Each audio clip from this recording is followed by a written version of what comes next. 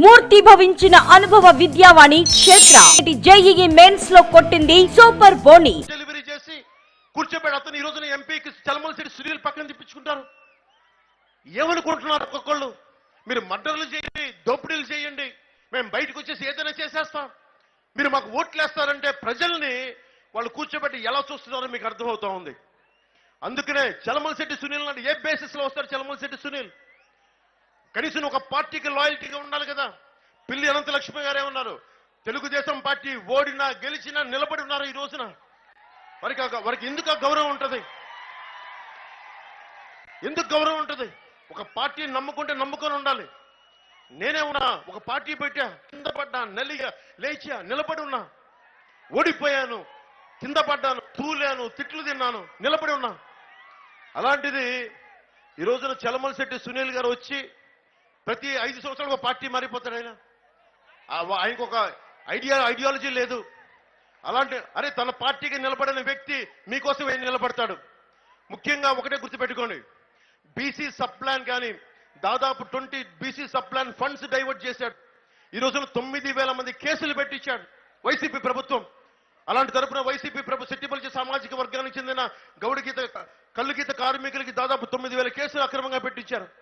పెట్టిస్తే ఏం చేశారు? ఈ రోజున కూర్చోబెట్టి వైసీపీ నాయకులు వచ్చి ఓట్లు అడుగుతా ఉన్నారు. మీరు దయచేసి చలమలశెట్టి సునీల్ని ఒకటే అడగండి, చలమలశెట్టి సునీల్ని ఒకటి, నీకెందుకు వెయ్యాలి? సెట్టిబలిజ సామాజిక వర్గానికి ఇంత ద్రోహం చేశావు, మత్స్యకారులకి ఇంత అన్యాయం చేశావు, నేను మీకు ఎందుకు ఓటు వేయాలని అడగండి. అలాగే ఎస్సీ సామాజిక వర్గం మీరు అడగాల్సింది, 27 మీకు కావాల్సిన పథకాలు తీసేశారు.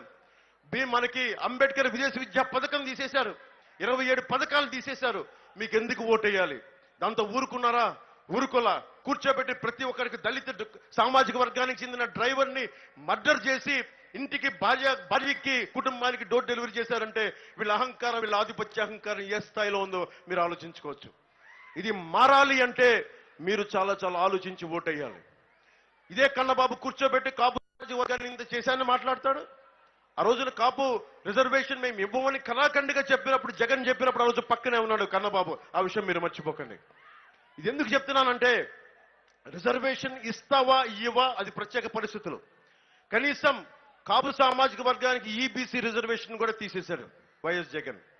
అలాంటి వ్యక్తులు బీసీలకు అన్యాయం చేశారు, ఎస్సీలకు అన్యాయం చేశారు, ఎస్టీలకు అన్యాయం చేశారు, కాపులకు అన్యాయం చేశారు.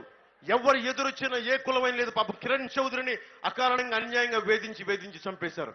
ఇలాంటి వాళ్ళకి ఎమ్మెల్యే కానీ ఎంపీ కానీ ఓట్లు అడిగే హక్కు వీళ్ళకి లేదు. నిజంగా మేము ఓట్లు అడిగే హక్కు వాళ్ళకు ఉందా? అలాగే ద్వారంపూడి చంద్రశేఖర్ ఉన్నాడు. ఎంత పొగరు కాకపోతే అతను అకారణంగా తెలుగుదేశం ఆది నాయకుడిని, ఇంతమంది అనంతలక్ష్మి గారు ఉన్నారు, తెలుగుదేశం నాయకులు పెద్దలు ఉన్నారు, ఇంతమంది నాయకులు అండగా నిలబడి అలాంటి తెలుగుదేశం పార్టీ నాయకుడిని నన్ను కలిపి అహంకారం ఎక్కువై పొగరు ఎక్కువై కూర్చోబెట్టి ఎట్లా పడితే అలా తిట్టాడు. ద్వారంపూడి చంద్రశేఖర్ రెడ్డి చెప్తా ఉన్నాం, నేను మర్చిపోలేదు ద్వారంపూడి చంద్రశేఖర్ రెడ్డి గారు మీరు అన్న మాట మేము మర్చిపోలా. పక్కన కూర్చున్న కన్నబాబు మీరు చేసిన విషయం కూడా మేము మర్చిపోలా. మిమ్మల్ని గద్దె దించే సమయం వచ్చింది మీకు. ఈరోజు మీరు చెప్పండి, మీకు ఒక లెక్క చెప్తా. ఈ లెక్కని మీరు కూర్చొని భోజనం చేస్తా మాట్లాడుకోండి, మీ ఫ్రెండ్స్తో టీలు తాగుతా మాట్లాడుకోండి. ఇసుక మనందరి సొత్తా లేదా వైఎస్ జగన్ సొత్తా? కన్నబాబు సొత్తా ఇసుక? చలమలశెట్టి సొత్తా? ద్వారంపూడి చంద్రశేఖర్ రెడ్డి సొత్తా? మనందరి ఉమ్మడి సొత్తు. మానవ వనరులన్నీ, సహజ వనరులన్నీ. PDS rice scam, public distribution rice scam లో 20,000 కోట్లు దోచేశారు. వాలంటీర్లకి ఈ రోజున మీకు కూర్చోబెట్టి డబ్బులు లేవు, ఉపాధి అవకాశాలు లేవు, పరిశ్రమలు లేవు అని అంటున్న వాళ్ళకి, వాళ్ళ వాలంటీర్స్ కి బాగా చేశారని చెప్పడానికి దాదాపు 705 కోట్లు, మెచ్చుకోవడానికి 705 కోట్ల రూపాయలు ఖర్చు చేశారు. వైసీపీ కలర్లు బిల్డింగ్లు వేశారని చెప్పి 1,300 కోట్లు కరెక్ట్ చేశారు. కలర్లు వేయడానికి, కలర్లు తీయడానికి 1000 కోట్లు ఖర్చు చేశారు. రేషన్ డెలివరీ వెహికల్ అవి స్కామ్ 830 కోట్ల రూపాయల కారణంగా ఖర్చు చేశారు. గార్బేజ్ కలెక్షన్ వెహికల్ స్కామ్ 1,500 కోట్ల రూపాయలు ఖర్చు చేశారు. చిన్నపిల్లలు తినే చిక్కీలో కూడా 61 కోట్ల రూపాయలు దోచేశారు. బైజూస్ అనే ఒక ట్యాబ్స్ కి 212 కోట్లు దోచేశారు. ఇలా లెక్క పెట్టుకుంటా వెళ్తే అంతు లేదు. మీరు వైసీపీ మద్దతుదారులు కూడా చెప్తా ఉన్నాను, జగన్ ప్రత్యేకించి ల్యాండ్ టైటిలింగ్ యాక్ట్ ని ఒకటి పట్టుకొచ్చాడు. పట్టాదారు మీరు మీ ఇంటికి స్థలం ఉంది, ఇక్కడ ఇల్లు ఉంది, మీకు ప్లేస్ ఉంది, పట్టాలు ఉన్నాయి, మీ స్థలాలకి పట్టాలు ఉన్నాయి. నెమ్మదిగా ఆంధ్రప్రదేశ్ రాజముద్ర తీసి జగన్ నవ్వుతా ఉండే ఒక ముఖం వేసుకుని ఒక పట్టాదారు పుస్తకం ఉంది ఈ రోజున. అది అక్కడ తాగల. డిజిటలైజేషన్ అని చెప్పాడు.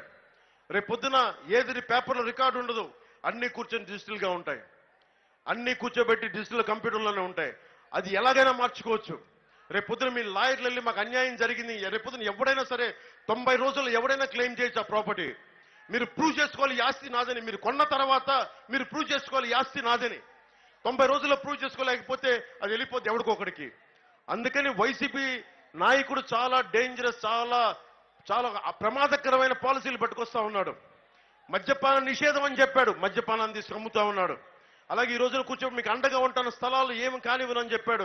రేపు పొద్దున కూర్చోబెట్టి డిజిటల్ యాక్ట్ పట్టుకొస్తా ఉన్నాడు, ల్యాండ్ టిల్టింగ్ యాక్ట్ పట్టుకొస్తా ఉన్నాడు. సొంత ఇల్లు మొత్తం తాకట్టు పెట్టేస్తాడు. వీళ్ళకి తాకట్టు పెట్టడం చాలా అలవాటు. మన ఆస్తులు తాకట్టు పెట్టి మన రోడ్ల మీదకి లాగేస్తారు.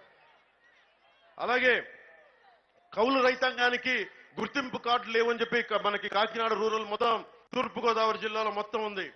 కౌలు రైతులకి దాదాపు నేను ఇన్ని వేల మంది రైతులకి నేను కోట్ల రూపాయలు ఇచ్చిన వాడిని పార్టీ తరఫు నుంచి. నేను కౌలు రైతులకి చెప్తా ఉన్నాను, మీ గుర్తింపు కార్డులు ఎట్లాగ రావాలి అనేది ఆ బాధ్యత కూటమి ప్రభుత్వం తీసుకుంటుంది. అది రేపు పొద్దున మేము పిఠాపురంలో భారీ మెజారిటీతో గెలిచి మాట్లాడేది మీ గురించే మాట్లాడతాం.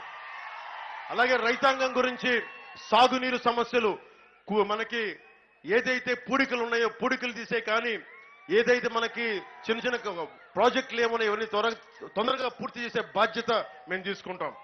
అలాగే బీసీ వర్గాలకి వీళ్ళందరికీ సంబంధించి ఏవైతే అవసరాలు ఉన్నాయో అవి మేము సంపూర్ణంగా నేను బాధ్యత తీసుకొని మేమందరం ఉమ్మడిగా అందరూ కృషి చేస్తాం. ముఖ్యంగా 974 కిలోమీటర్లు మనకి తీర ప్రాంతం అంతా. గుజరాత్ తర్వాత మనకే ఎక్కువ తీర ప్రాంతం ఉంది. ఎక్కువ మంది మనకి మత్స్యకారు సామాజిక వర్గం ఉంది. దాదాపు 2,523 మత్స్యకారు సంఘాలు ఉన్నాయి. 3,10,000 మత్స్యకారులు ఉన్నారు. వీళ్ళందరికీ కూడా కేంద్రం చాలా బలమైన, ఇందాక మన ఎంపీ అభ్యర్థి తంగెళ్ల ఉదయ్ శ్రీనివాస్ గారు చెప్పినట్టుగా బ్లూ ఎకానమీని స్టార్ట్ చేశారు. మత్స్య సంపద, దాని సంపద అంతా మత్స్యకారులకు చాలా బలంగా చెందాలి. ముఖ్యంగా దేశంలో 30% మత్స్య సంపద ఉత్పత్తి మన రాష్ట్రం నుంచి జరుగుద్ది. మత్స్య ఎక్స్పోర్ట్స్, ఫిషరీస్ ఎక్స్పోర్ట్ 35% రాష్ట్రం నుంచి జరుగుద్ది. కానీ మన మత్స్యకారులకి ఈ రోజుకి ఇళ్లు కానీ, తుఫాన్కి తట్టుకునే ఇళ్లు కానీ లేవు. నీటికి ఇబ్బందులు ఉన్నాయి. వాటికి వలలకు కానీ, డీజిల్కి కానీ, లేదంటే అన్ని రకాల బీమా పథకాలు కానీ వాళ్ళు ఇబ్బంది పడతా ఉన్నారు. నా మత్స్యకారు సోదరులకు ఒకటే చెప్తున్నాను, నేను మిమ్మల్ని గుండెలకు హత్తుకునేవాడిని, నేను మిమ్మల్ని దగ్గర తీసుకునేవాడిని. నేను ప్రత్యేకమైన శ్రద్ధ తీసుకుంటాం. కూటమి ప్రభుత్వం మీకోసం ప్రత్యేకమైన శ్రద్ధ తీసుకుంటుంది. ఎలాంటి సమస్యలున్నా మేము వచ్చి కూర్చొని ఒక రోజు లేట్ అయినా మీరు తిట్టినా కానీ నేను భరించే వ్యక్తిని, మీ సమస్యల్ని మేము కృషి చేస్తాం.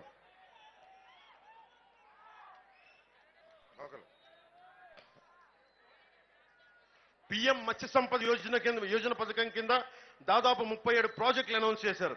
448 కోట్ల రూపాయలు, 323 కోట్ల రూపాయలు ప్రధానమంత్రి గారు అనౌన్స్ చేశారు. కానీ వైఎస్ జగన్ ప్రభుత్వం మీకోసం అది ఏమాత్రం ముందుకు తీసుకెళ్ళ. అలాగే మత్స్య సంపద, మత్స్యకారులు ప్రత్యేకించి రమణయ్యపేట, వలసపాకల, వాకలపూడి, తమ్మవరం, సూరారావుపేట ప్రాంతాల్లోని పరిశ్రమల్లోని వ్యర్థాలు సముద్రంలోకి శుద్ధి లేకుండా పంపించేయడం వల్ల మత్స్య సంపద చనిపోతుందని మత్స్యకారులు చెప్తా ఉన్నారు.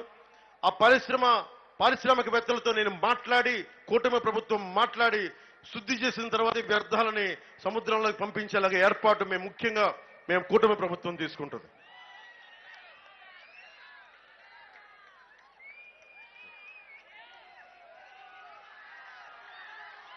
ముఖ్యంగా కాలుష్యం, 20కి పైగా ఆయిల్ రిఫైనరీస్ ఉన్నాయి, కర్మాగారాలు ఉన్నాయి, పెట్రోలియం హెవీగా స్టాక్ పాయింట్స్ ఉన్నాయి. దాదాపు ఇవన్నీ కావాలంటే కాలుష్యం ఇవన్నీ చాలా డేంజరస్ జోన్ లో ఉంటాయి.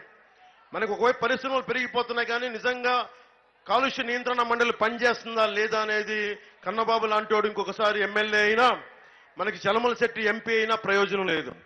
ఎవరు నిలబడే వ్యక్తులు కాదు. నిజంగా మనకి కాకినాడ పార్లమెంటుకి నిలబడాలంటే దమ్మున నాయకుడు తంగెళ్ల ఉదయ్ శ్రీనివాస్. అలాగే వీరందరి సహకారంతో